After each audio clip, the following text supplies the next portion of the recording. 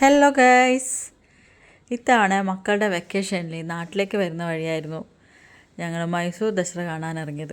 മൈസൂർ ദസറ എന്ന് കേട്ടിട്ടേ ഉള്ളൂ, അപ്പോൾ ഒന്ന് കാണാൻ തോന്നി. അങ്ങനെ കാണാനിറങ്ങിയപ്പോഴാണ് അറിഞ്ഞത് ഒരുപാടുണ്ട് കാണാൻ. അപ്പോൾ പിന്നെ വണ്ടി എടുക്കലേ രക്ഷയുള്ളൂ.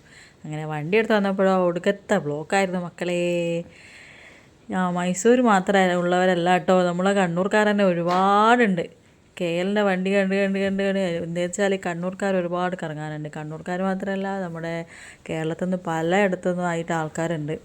അപ്പം അങ്ങനെ ഭയങ്കര തിരക്കായിരുന്നു, ബ്ലോക്കും അങ്ങനെ തിരക്കും. എങ്കിലും കാണാൻ ഒരുപാടുള്ളതുകൊണ്ട് അതൊന്നും നമ്മൾ ശ്രദ്ധയിൽപ്പെട്ടതേ ഇല്ല. ഈ ബ്ലോക്കൊന്നും നമ്മൾ കാഴ്ചകൾ കാണുന്ന തിരക്കായിരുന്നു.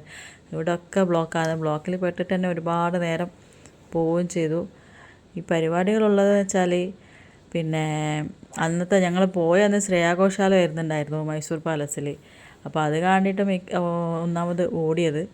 അങ്ങനെ പോകുന്ന പോക്കിൽ കാണുന്ന കാഴ്ചകളാണിത് മൊത്തം. മൈസൂരിൻ്റെ മണ്ണിലെ മൈസൂർ ദസറ. അങ്ങനെ ഞങ്ങൾ പോയി നോക്കൂ, ഇത് മൊത്തം ലൈറ്റാണ്. അവിടെ ലൈറ്റിൽ കൊണ്ട് അലങ്കരിക്കാത്തൊരു സ്ഥലം വരെയില്ല. ഹോസ്പിറ്റൽ അടക്കം എല്ലായിടത്തും ലൈറ്റാണ്. ഇങ്ങനെ മൈസൂർ പാലസിലേക്കുള്ള വഴിയാണ് കേട്ടോ ഇത്. പിന്നെ പോകുന്നതിലിടക്ക് ഒരുപാട് മലയാളീസിനെയും കാണാൻ പറ്റി. മലയാളീസ് അവിടെ ഇവിടെയൊക്കെ മലയാളീസാണ്. കാരണം അവിടെ ഇപ്പുറത്തൊക്കെ വണ്ടി കാണുമ്പോൾ തന്നെ മനസ്സിലാവുമല്ലോ മലയാളീസിൻ്റെ വണ്ടി.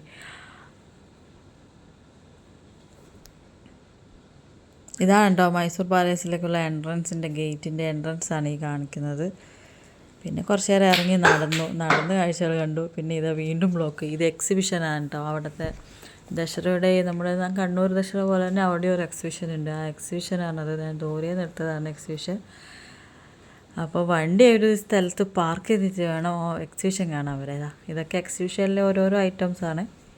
ഫാൻസി ഐറ്റംസ് ഉണ്ട്, പിന്നെ ഫുഡ് ഐറ്റംസ് ഉണ്ട്, പിന്നെ അങ്ങനെ ഗാർമെൻറ്റ്സ് ഉണ്ട്, അങ്ങനെ ഒരുപാടുണ്ട്. ഇതൊക്കെ ഒരുപാട് തിരക്കായിരുന്നു, ഭയങ്കര തിരക്ക് തന്നെയായിരുന്നു. ഇതൊക്കെ മൊത്തം ടോപ്സ്, മിഡീസ്, അങ്ങനത്തെ. ഇത് കമ്മലിൻ്റെ ഒരു സെക്ഷൻ തന്നെയാണ്. അതിനൊക്കെ നല്ല റേറ്റും ഉണ്ട് കേട്ടോ, നല്ല റേറ്റും ഉണ്ട്, പിന്നെ നല്ല സെലക്ഷനും ഉണ്ട്. മിച്ചു എന്നോട് അത് എടുക്കുമെന്ന് പറയുന്നത് ആ കമ്മൽ. ഇത് നമ്മൾ മഹാത്മാഗാന്ധി.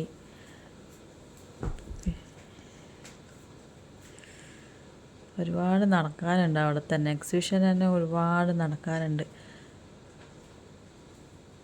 നല്ല കാലാവസ്ഥയും നല്ലതായിരുന്നു, നല്ല തണുപ്പുണ്ടായിരുന്നു. അതുകൊണ്ട് തന്നെ വലിയ പ്രശ്നം ഉണ്ടായിട്ടില്ല നടക്കുന്ന കാര്യത്തിൽ. പിന്നെ ഫുഡ് കഴിക്കാൻ വേണ്ടിയിട്ട് ഇങ്ങനെ നോക്കായിരുന്നു എവിടെ നിന്ന്